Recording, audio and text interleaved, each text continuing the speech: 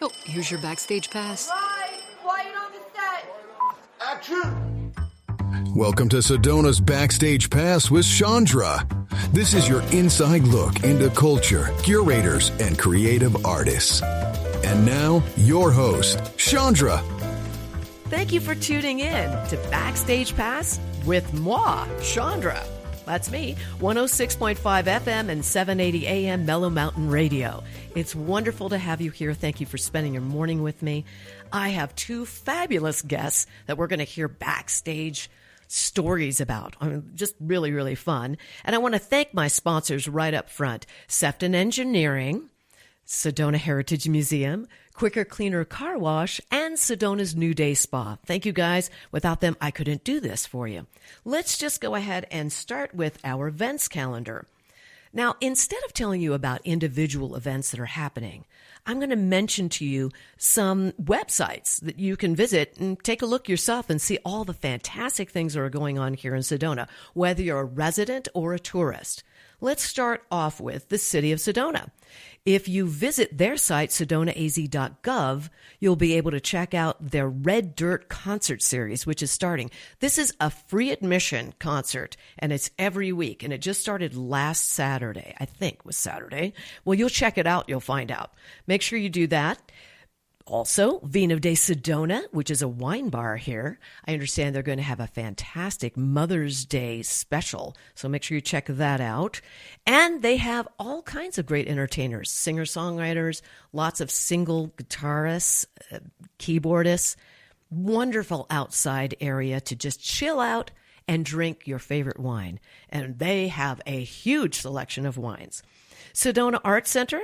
You'll make sure you go to sedonaartcenter.org. Oh, let me back up. Did I mention Vino de Sedona's website? That's vinodesedona.com. Okay, moving on.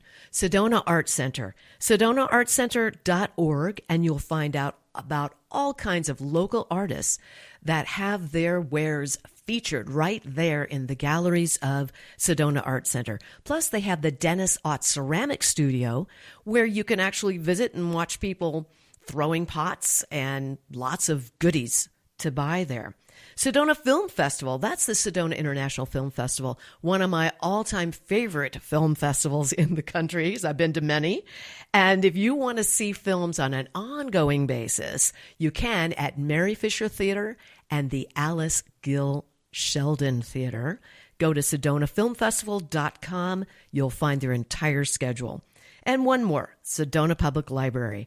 This community library is really changed for the best. If you haven't been there for a while, there's remodels, there's an outside area with fire pits, all kinds of wonderful things happening at the Sedona Library.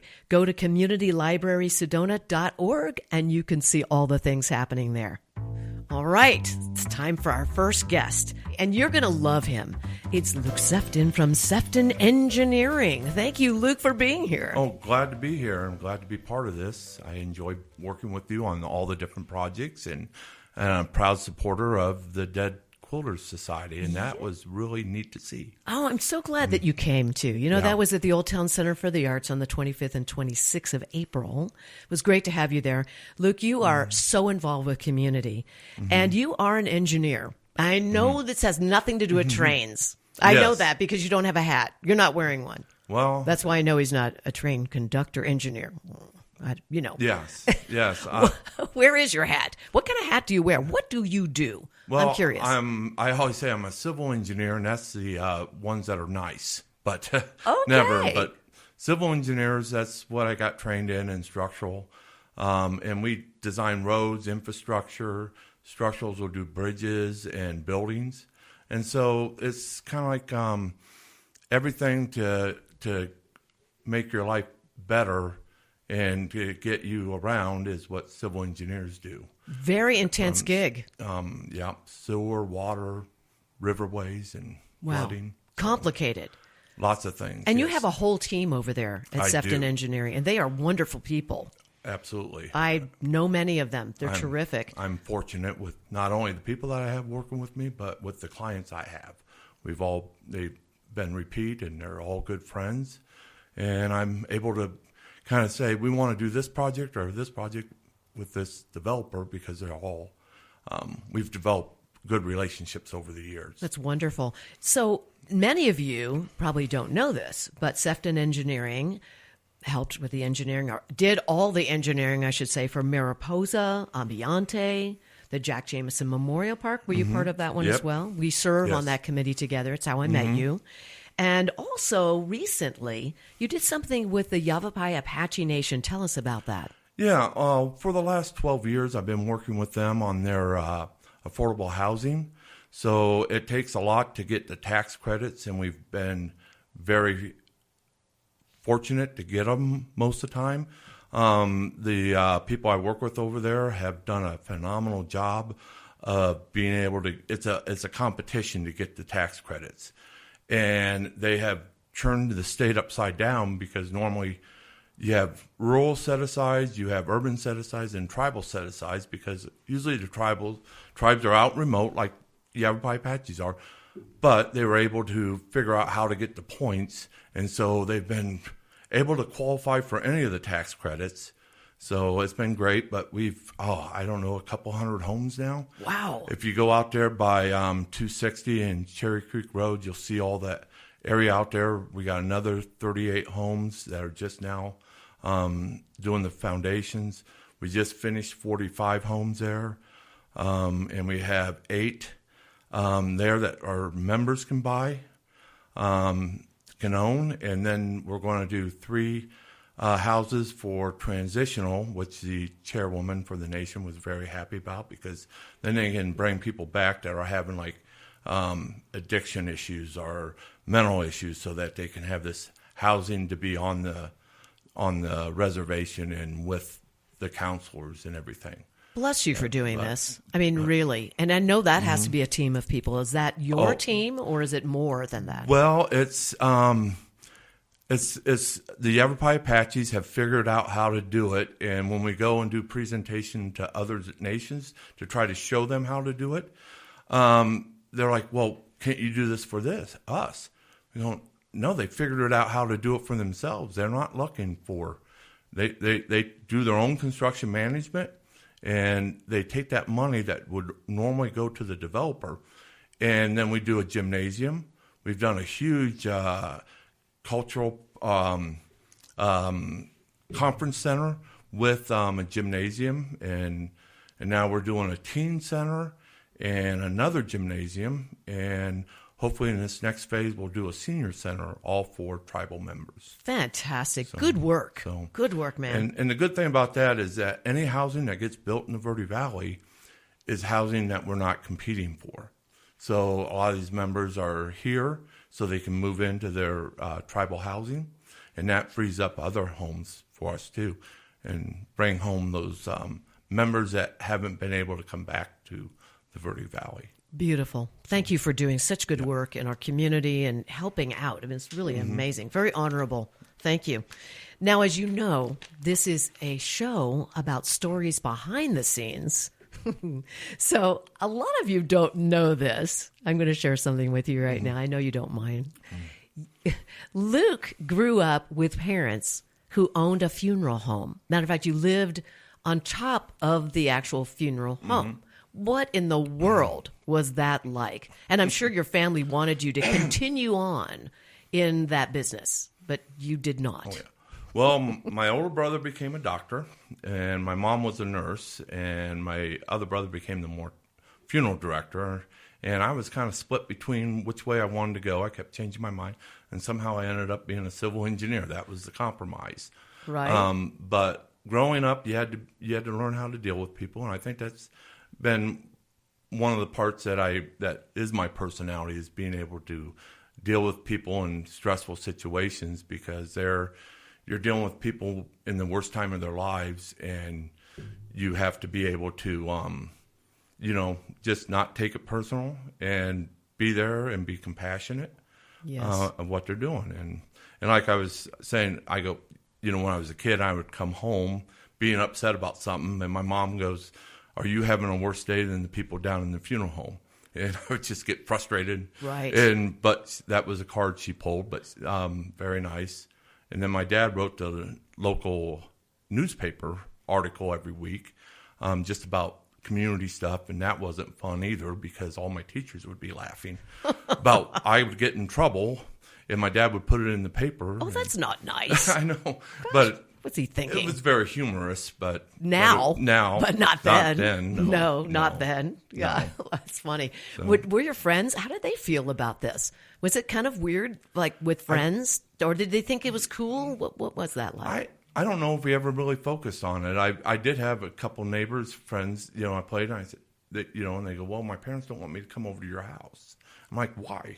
Ooh. But they were, some people were a little, it's just out of the ordinary. But, I grew up with it, and that's what I did. In fact, I put myself through college working for a funeral home. Amazing. A big one. And you are also a veteran. Thank you for your service. I am. You were in Desert Storm. And what did you do there? You were an officer. I know that. And in my business with coaching, one of the things that I do in my business coaching, I teach breathing, use your diaphragm to speak, to sing. Mm-hmm. And you had that, didn't you?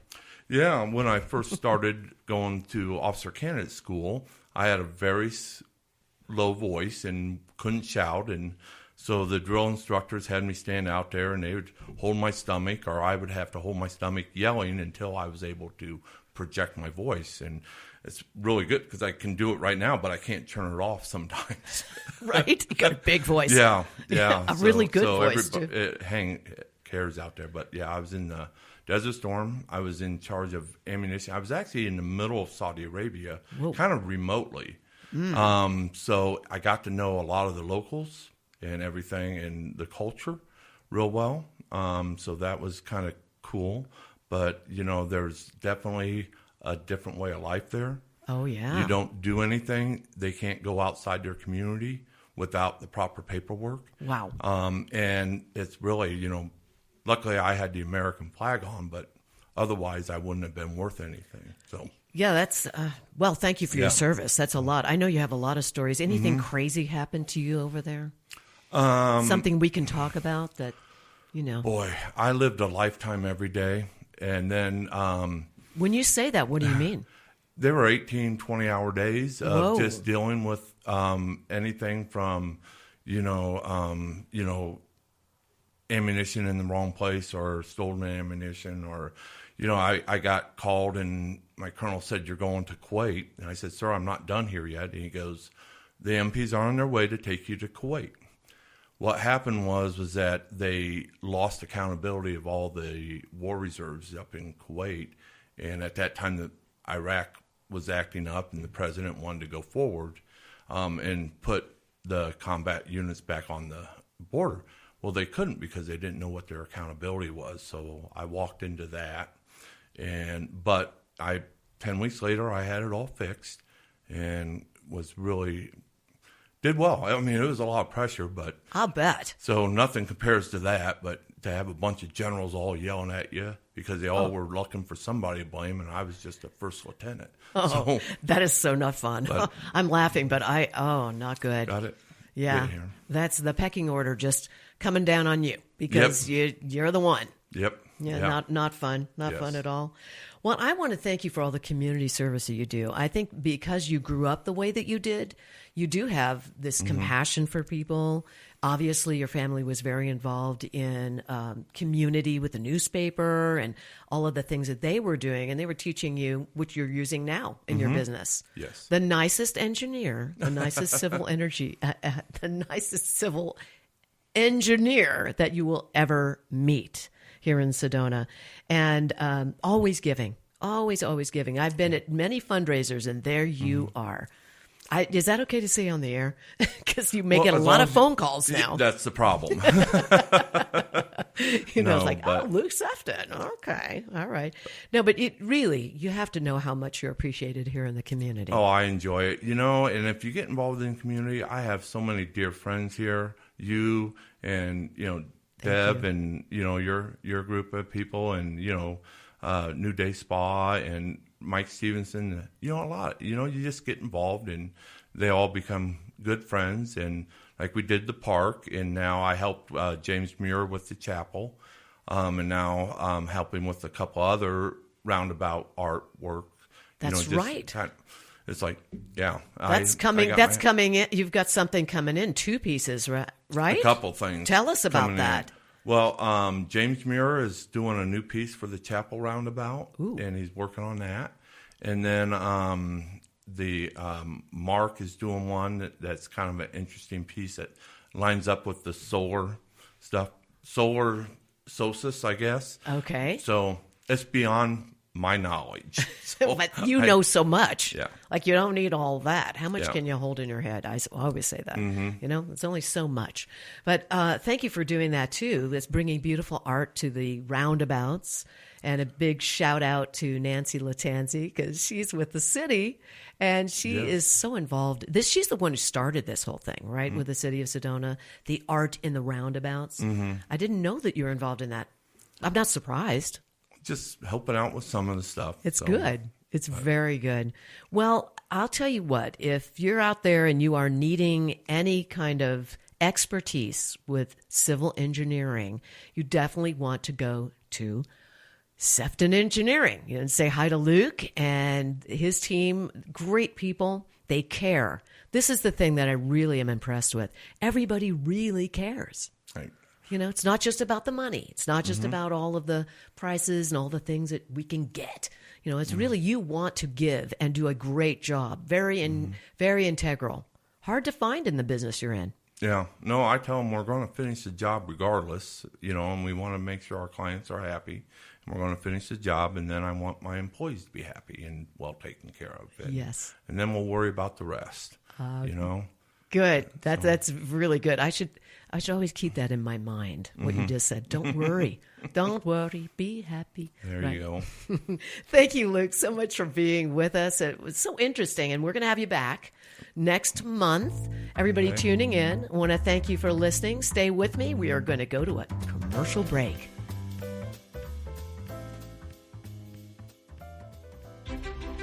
You've explored the trails, stood in awe of the red rocks.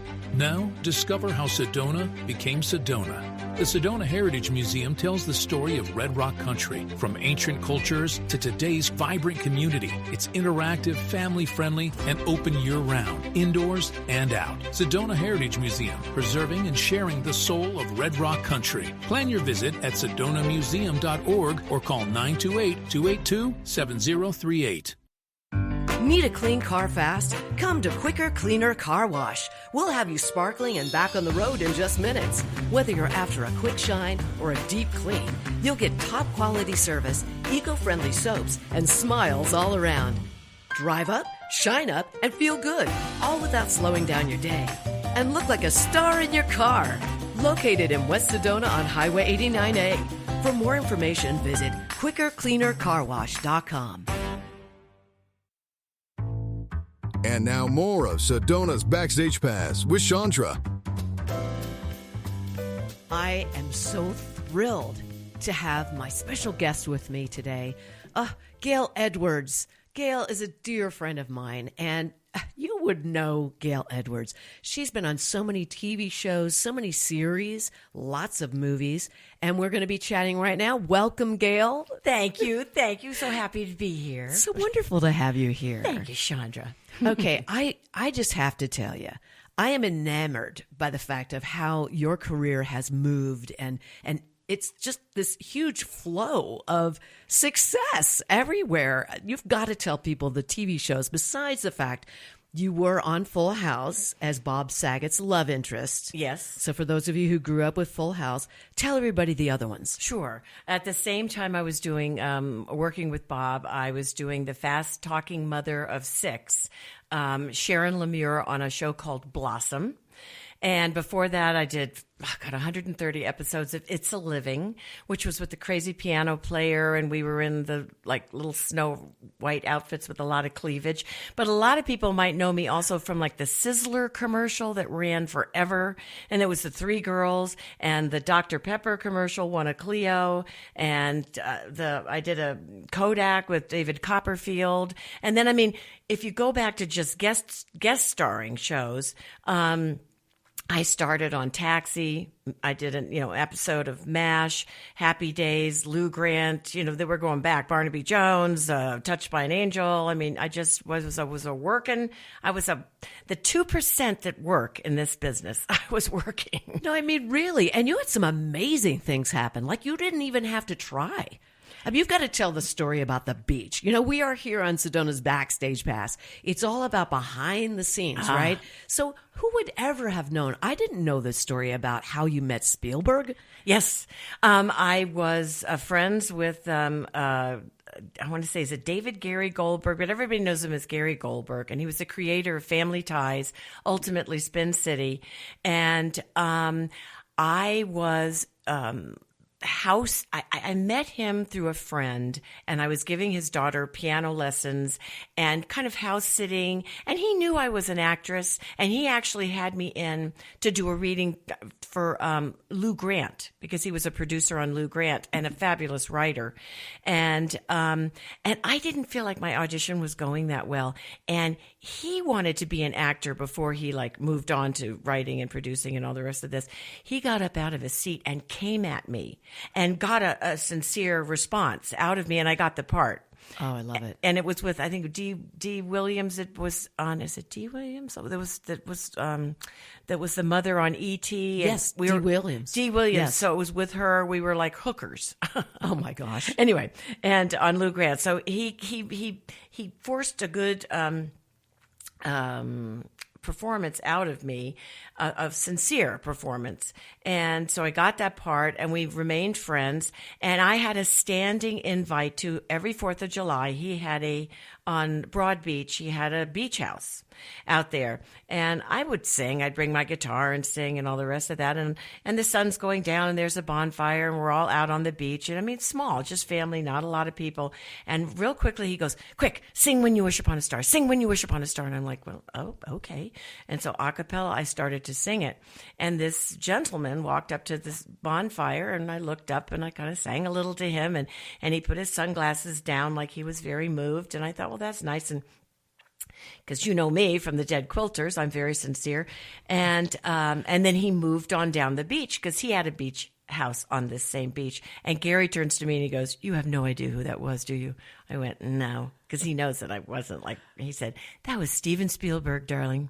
Oh. And I was like, oh my God. And shortly after that, Steven was doing a show called The Amazing Stories, and he offered me a part on the opening episode called The Ghost Train.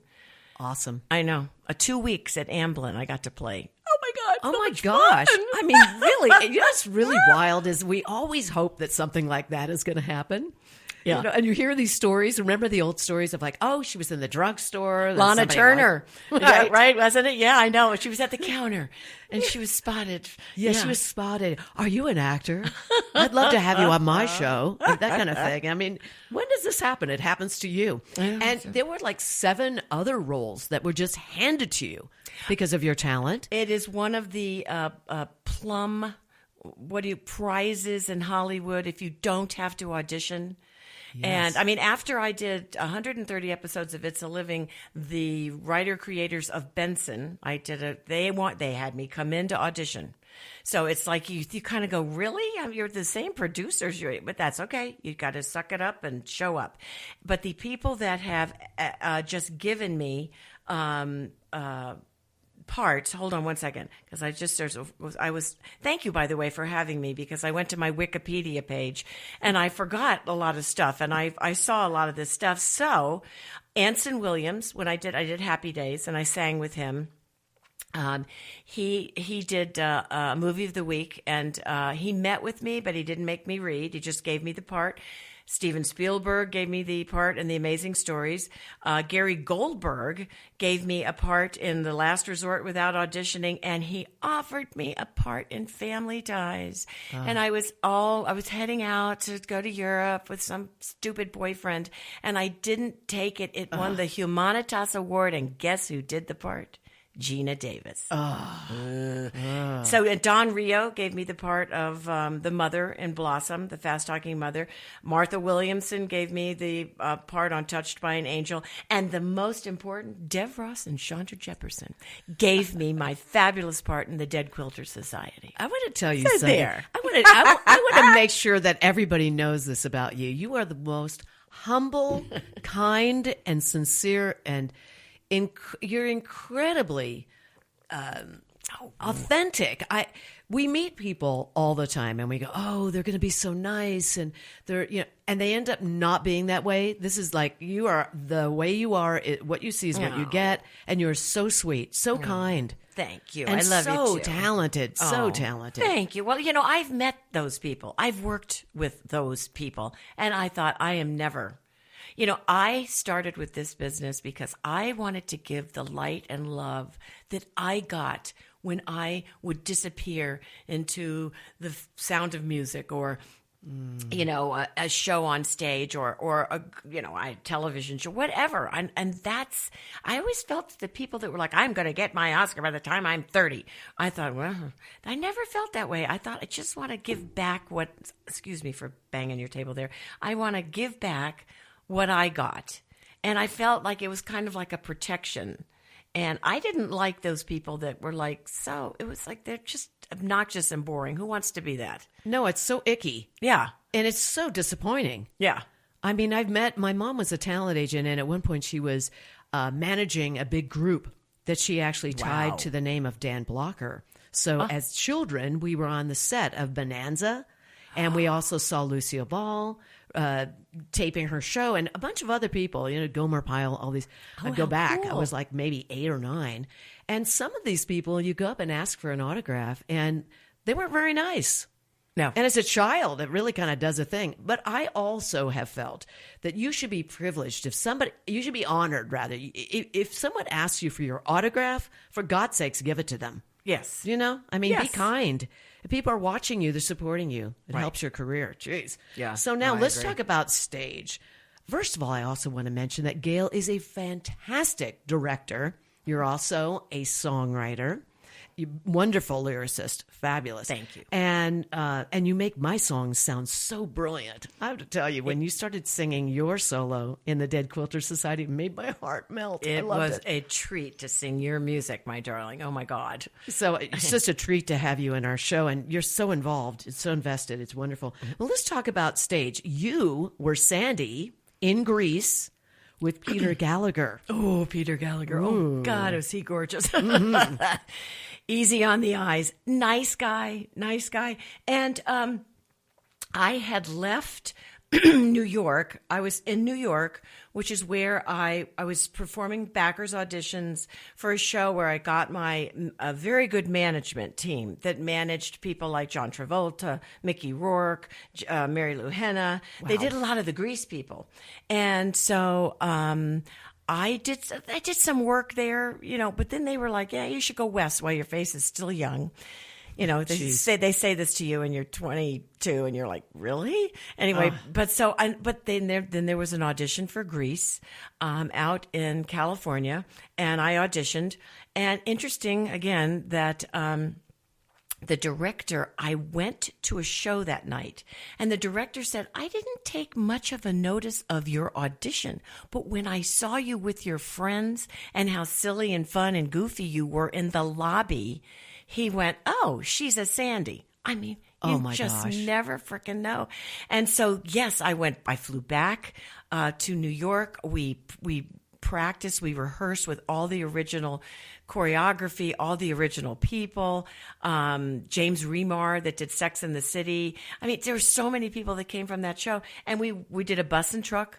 And at 6 months, my managers were like, come back to California. We want to get you on TV. And I was like, I'm doing my stage. I love my stage. They were like, the stage can wait. Took us home. So I did. A lot of people stayed, and I went home, and it was a blast. Oh my gosh, what an incredible experience! Oh, it was. It was really. I mean, that's so wonderful. So tell me, what was it like to be with Peter Gallagher? There was a kiss there, was there not? Oh yeah. I mean, oh yeah. He's a good kisser.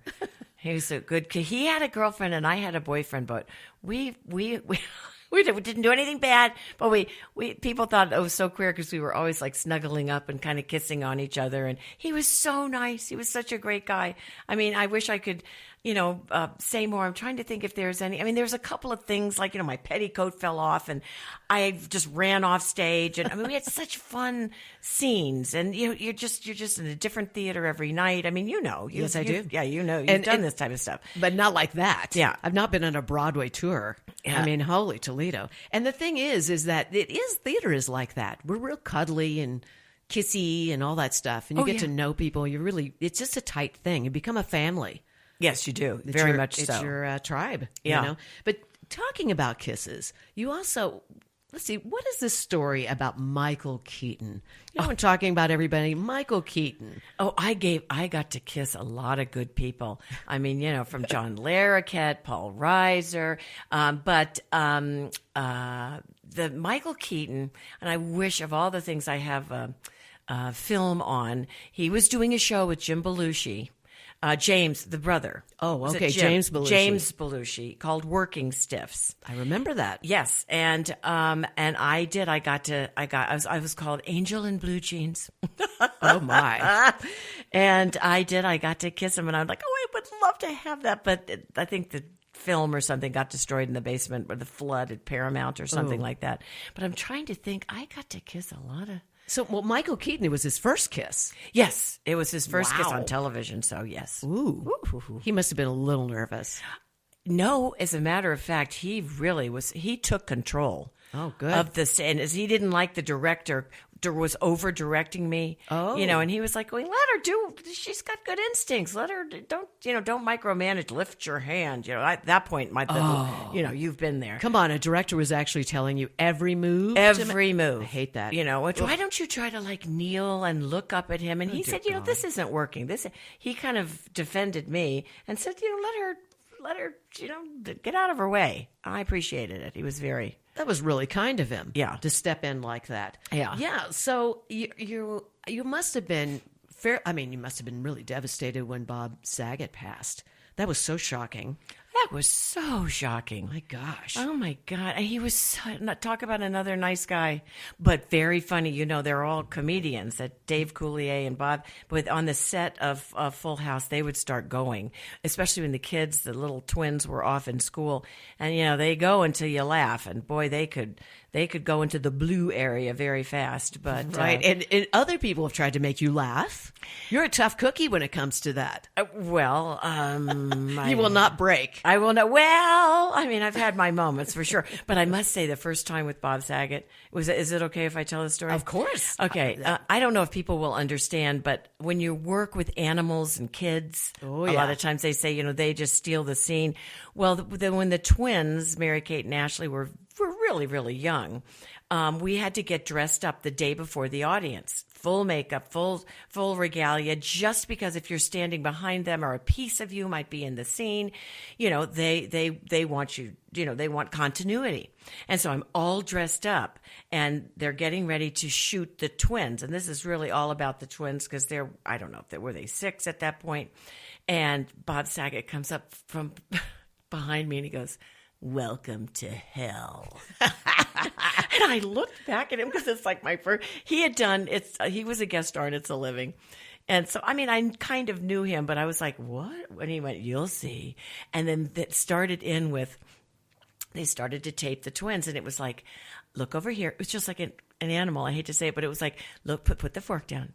Look over here. No, put the fork down. Look over here. Now say, that's how you slice it. No, put the fork down. Look over here. That's how you slice the tomato. Yes, that's how put the fork down. Look over here. Let's smile." And I thought, oh my God, he's right. I'm like going to be standing here in full costume and makeup while they're trying to get the right joke out of, one of the... Oh, my gosh. And then you understood. And then I did understand. Right. So before we finish up here, because it goes so fast, right? I know it does. Please tell people what it is like. You get your script, right? You're on weekly. You do have an audience at one point. You have to shoot it with a live audience. So tell us what it's like. You get your script.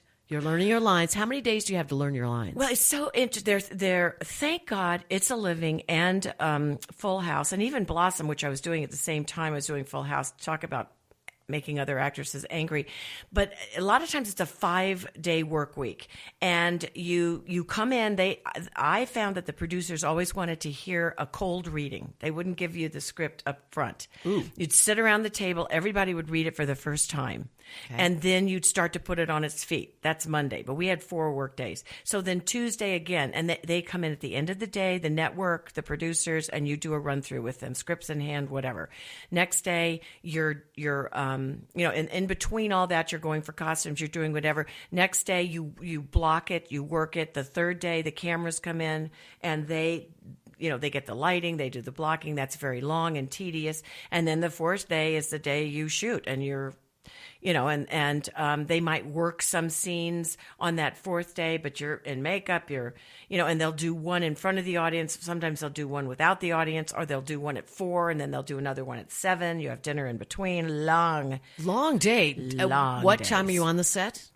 That wasn't too bad. I would say maybe 10. 10. Okay, so yeah. Makeup at 10 or earlier? Oh, well, the makeup days. Oh, yes. no. Yeah, the makeup days were like 8. Okay. 7, 8 o'clock. Okay. And then you shoot right. around 10-ish. Right. And then you're going on and on and on. What are you finished? When are you finished? Oh, some 10 o'clock at night. My God. Yeah, I mean, so let the audience it's very intense. I mean, people Yeah. don't realize. Yes, of course, those of you who want to do this, it's fun and it's your passion and all that stuff. It's a lot of work. It's a lot of work. And they pay you to change, they'll go, I don't like that joke. Can you say this? And it's like, that's where because 200,000 a minute is ticking by, and you better be able to just deliver and remember the line, and and don't bring your personal life into it, because they don't have time for it. No, of course not. That's rule of thumb. Like, leave that stuff out the door. Yes. Well, thank you so much for being with me, and for everybody at Gail Edwards. And she's here. You'll check her out. Go to IMBD, Gail Edwards. Or Wikipedia, even better, I think. Wikipedia, even better. Check out all the things that she's done. And thank you for being in the Dead Quilters Society. You got it, and it's Gail with an I. Gail with an I. Gail. That's right. Okay, Gail Edwards. Thank you, Gail. Love for you, being with Shondra. me. I love you too, honey. Anytime, baby.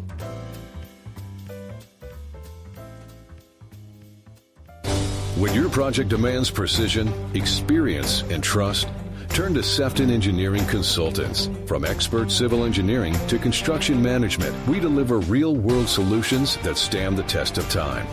With over 30 years in the business, Luke Sefton's team is committed to getting your project done right, on time, and on budget. Sefton Engineering Consultants. Reliable, experienced, personal. Learn more at SeftonEngineeringConsultants.com. Take a deep breath and let it go. At Sedona's New Day Spa, your escape begins the moment you arrive. Enjoy luxurious massages, rejuvenating facials, and native-inspired body treatments, all nestled in a peaceful creekside setting beneath Sedona's Red Rock beauty. Voted Sedona's best day spa, this is more than self-care. It's your sanctuary. Book your experience today at SedonaNewDaySpa.com. And now more of Sedona's Backstage Pass with Shondra. Thank you again, everybody, for listening. On Saturdays at 10 a.m., thank you for being here with me this morning with Sedona's Backstage Pass. So excited. Thanks to my sponsor, Luke Sefton, Sefton Engineering. What a great interview that was. And also Gail Edwards, TV star, ultimate actor, director, writer. Make sure you check her out on IMDb. Oh, that music tells me it's time for me to give a shameless plug. When you have an opportunity, check out ShondraMusic.com. That's right, that's my website, because something exciting is happening here. Besides taking the tour, be looking for a link that will take you to my 27-video online coaching program. That's right, I developed this a few years ago, and it's been reformatted, and now you'll have an opportunity to check it out and maybe even purchase it for yourself. If you're an amateur singer, maybe you like karaoke, you want to get more confidence, you have stage fright, want to know what to do with your hands, Or maybe you're an up-and-coming artist, a singer-songwriter, somebody who wants to go out and perform, or a professional. I work with everybody. And this is a really great way to start because it's very affordable. So make sure, again, that you check out ChondraMusic.com. And thank you so much. One of my favorite things to do is just to relax at Sedona's New Day Spa. You know, last week, I didn't mention them as one of my sponsors, so I'm going to do a big shout out to them. And I'm telling you, if you want to go to an oasis that is just off the highway, I know it sounds really strange, but it is like walking into somewhere completely different than the hustle and bustle on Highway 89A, which is where they're located, by the way, in West Sedona. So if you're looking for a massage, I'm gonna tell you about some of the massages they have, and also they do facials, and they have a pedicurist. Like, this is a great pedicure. I've had all this done before. It's so good. I don't know, Ryan, my engineer, is just nodding and cheering and going, me, I want to go there. Yes, I'm going to talk to the owner. I promise. Jill Gallia is the most lovely host, and her staff are absolutely fabulous. They make you feel at home, and there's a whole outside area. But here, I'm gonna mention the massages. So there is what they call a Sedona New Day Spa massage. There's Swedish, deep tissue, structural balancing, myofascial, cranial sacral therapy. I mean, all kinds of different things, even Reiki, which is wonderful if you've not experienced that. And they even have a hot tub in the patio area. And while you're relaxing out there, if you want a mimosa, they will come out and ask you, do you want a mimosa?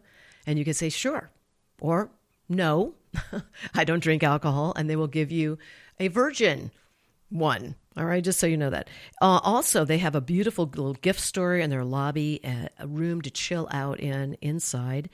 And you just have to go to SedonaNewDaySpa.com. So that is SedonaNewDaySpa.com. Make sure you tell them that Shondra sent you. Now, there is a really cool event that is happening here today. It's in Cottonwood. That's about 20 minutes away from Sedona. So if you're visiting, super easy. For those of you who live in Sedona, come on, you guys. 20 minutes is not a very big ride. I know everybody's always saying it's 20 minutes.